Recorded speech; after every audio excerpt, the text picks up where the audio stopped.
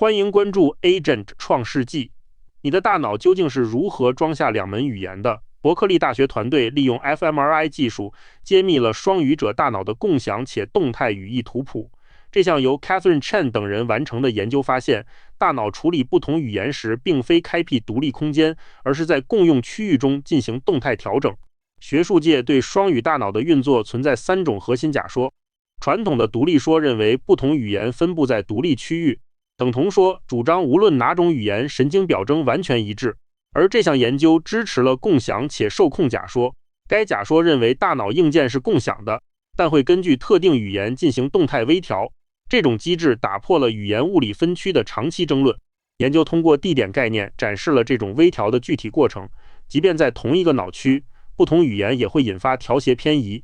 英文语境更偏向距离等数字特征，中文则更侧重于动作与导航。这意味着大脑硬件虽然固定，但其语义权重会像调音台一样动态切换。捕捉这种微调需要极高的精度。研究使用了 3T 西门子 fMRI 设备，空间分辨率达到了体速级。模型核心采用了300维向量嵌入，并结合带状领回归算法精准建模。通过每种语言2小时以上的自然叙事数据，研究者捕获了海量的大脑连续响应。这套硬核参数确保了跨语言语义空间映射的严谨性。为了还原大脑真实的节律，实验摒弃了传统的孤立词汇测试。6位极度流利的中英双语者参与了测试，其中2人作为盲盒被试，以确保严谨。刺激材料选用了 The Moss Radio Hour 中的自然情感故事。这种设计能让研究者观察大脑在处理连贯有意义语言时的真实状态。通过捕捉这些自然语速下的信号，数据比单纯的词汇对比更具说服力。要将故事转化为大脑地图，研究人员建立了一套精密的技术流。第一步是将词汇映射到300维的数学向量空间，接着通过带状领回归算法训练出特征与体速响应的权重公式。这套编码模型在预测未知数据时表现卓越，准确率超过 80%。通过 AI 算法的桥接，研究实现了跨语言语义与脑信号的精准解码。经过 AI 解码后的信号呈现出清晰的空间规律，无论处理中文还是英文，语义信息都精准降落在双侧颞叶、顶叶和前额叶皮层。宏观热力图显示，两者的物理激活区域几乎完全重合。大脑并没有为第二语言建造新房子，而是直接共享了底层的物理硬件网络。虽然物理区域高度重合，但模型在不同语言下的表现力却存在差异。柱状图数据显示，模型对中文脑活动的预测准确率在所有脑区都显著高于英文。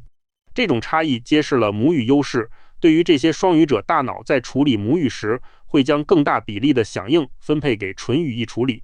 这说明，即便硬件共享，处理母语时的神经信号依然更加清晰和高效。AI 聚类算法在海量数据中盲找出了5个人类通用的底层概念库。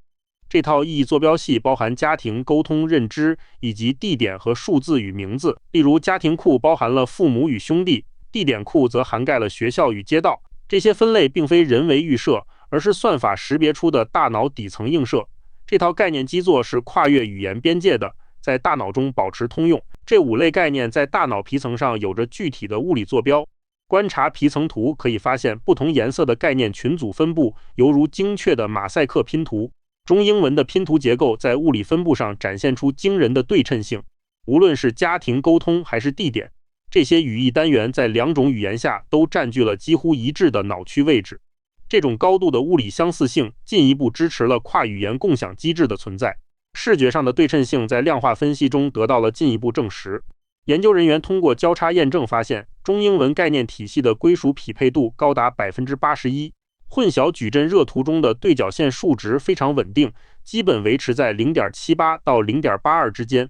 这组硬核证据表明，意义的底层逻辑具有普适性，大脑确实是在一个通用的概念基座上运行。既然底层概念分布有 81% 是一致的，那为何我们在切换语言时，情绪、体感和思维方式会截然不同？研究指出，关键并不在宏观区域的差异，答案隐藏在更细微的层面。正是那些微观体速的语义偏移，重塑了我们在不同语境下的思维质感。这种现象被称为语义偏好偏移。虽然脑区和概念大类没有变化，但内部的权重分配发生了微调。以地点脑区为例，滑块在不同语言下会在距离与动作两个维度间摆动，就像收音机锁定在同一频道，但英文更偏向数字频段，中文则拨向导航频段。正是这种动态的权重切换，重塑了两种语言截然不同的感官体验。为了在海量信号中找到微调的规律，科学家使用了主成分分析。他们发现，所有语义偏移都沿着一条核心轴线发生，即主语义偏好偏移维度，简称 PSSD。散点图显示，尽管数据庞杂，但所有的偏移点都围绕这条长轴分布。这一发现揭示了大脑进行语义微调时遵循的内在秩序。PSSD 轴线成了破译大脑语言切换逻辑的关键坐标。PSSD 维度的两极定义了大脑语义偏移的基本拉扯。一端代表数字与集合，涵盖了具体的数值和复数词汇；另一端则是动作与人际关系，包含了男友面试等社交与行为词汇。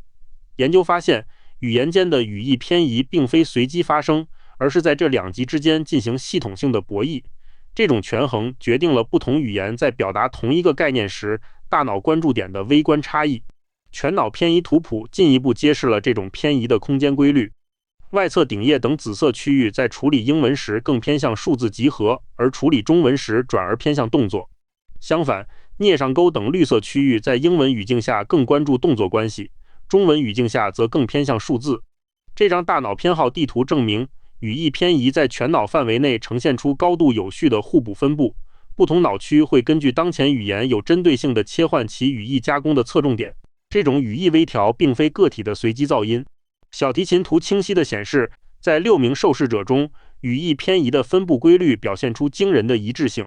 即便是2名完全隔离盲测的被试，也遵循着相同的偏移法则。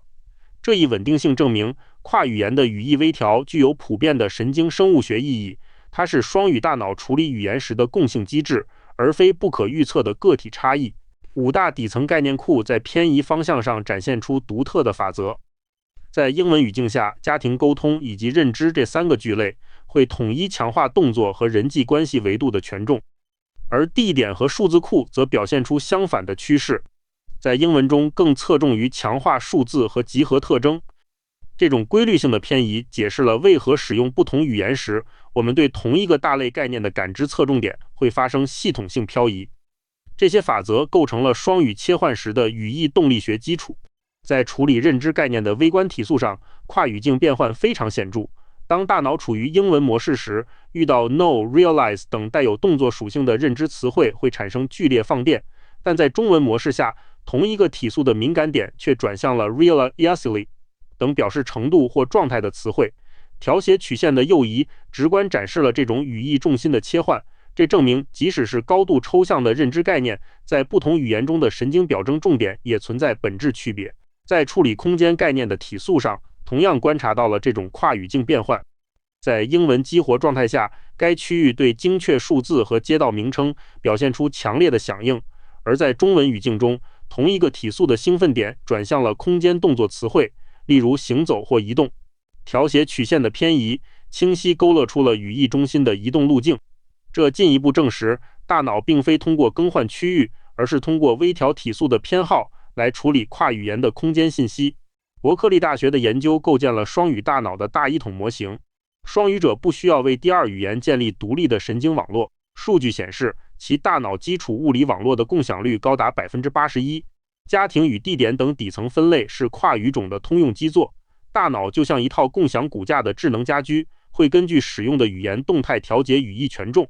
这种共享核心与受控微调的机制刷新了语言认知范式。